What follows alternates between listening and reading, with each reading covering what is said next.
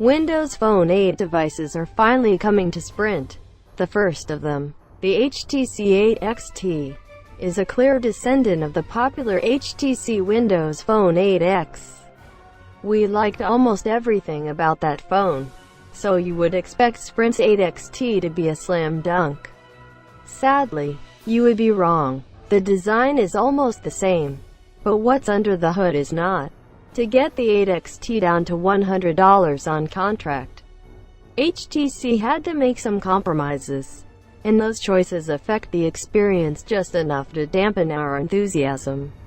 The 8XT's design comes off like Sprint wanted a carbon copy of the Windows Phone 8X with a few tweaks, and HTC obliged. The overall design is just about the same, and everything we liked about holding the 8X is here on the 8XT.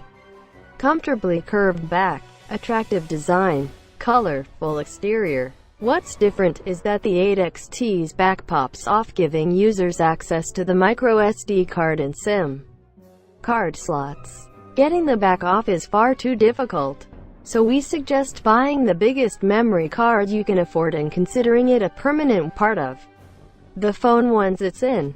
The addition of expandable memory is a big plus, as are the two front-facing speakers, though you'll have to shuffle your hand up and down the phone to get at the volume rocker on the right and power button on the left. The 8XT is a very holdable phone, just like its predecessor. Given all that, it's odd that Sprint and HTC took a step backwards with the phone screen.